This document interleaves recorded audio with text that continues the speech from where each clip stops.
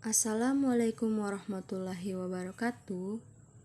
Saya Desi Arisandi Rahman dengan NIM H2101025 Fakultas Peternakan Universitas Madako Toli-Toli. Di video kali ini saya akan membahas tentang proses fermentasi pada kecap. Dosen pengampu Ibu Darmawati SSI MSI. Pertama-tama, saya akan membahas tentang pengertian kecap. Kecap merupakan produk fermentasi kedelai yang berupa cairan berwarna hitam yang rasanya manis atau asin. Bahan dasar pembuatan kecap umumnya adalah kedelai atau kedelai hitam.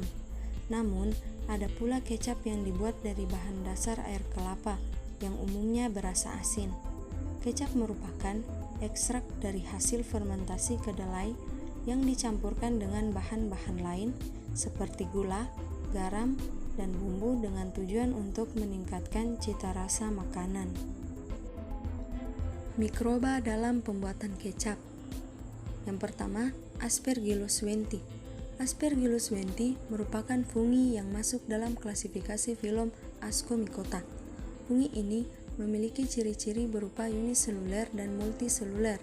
Hifanya bersekat dan bereproduksi secara aseksual, seperti conidium, tunas, dan fragmentasi, dan reproduksi seksual seperti ekspora.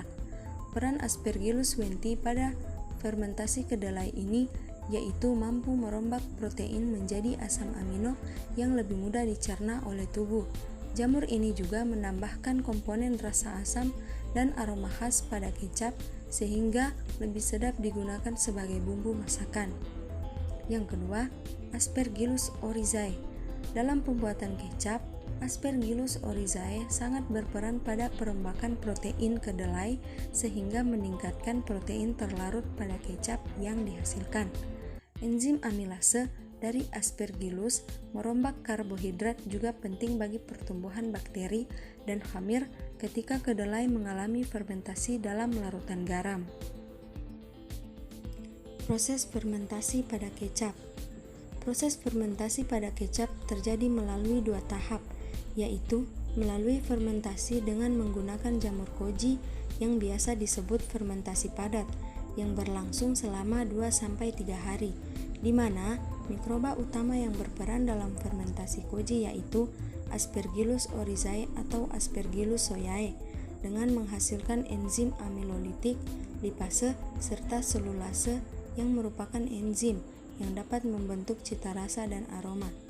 Namun, dalam prosesnya, suhu dan kelembapan harus diperhatikan untuk mencegah kontaminan dari rhizopus dan mucor yang dapat menyebabkan cita rasa dari kecap yang akan dihasilkan itu menjadi rusak.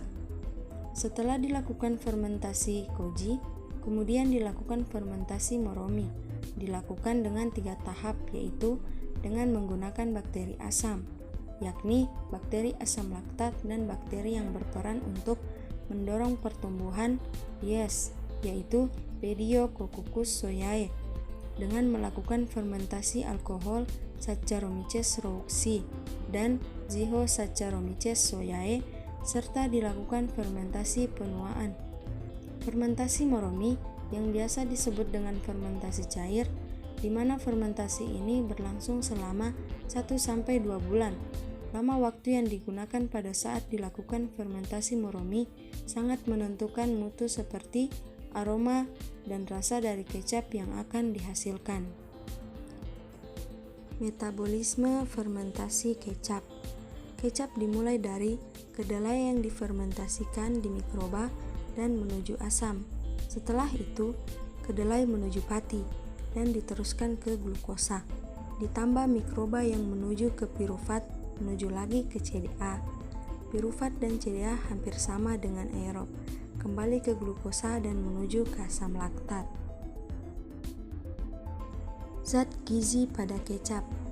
Kecap mengandung energi sebesar 46 kilokalori, protein 5,7 gram, karbohidrat 9 gram, lemak 1,3 gram, kalsium 123 mg, fosfor 96 mg, dan zat besi 6 mg. Selain itu, di dalam kecap juga terkandung vitamin A sebanyak 0 IU, vitamin B1 0 mg, dan vitamin C 0 mg. Hasil tersebut didapat dari melakukan penelitian terhadap 100 gram kecap dengan jumlah yang dapat dimakan sebanyak 100%.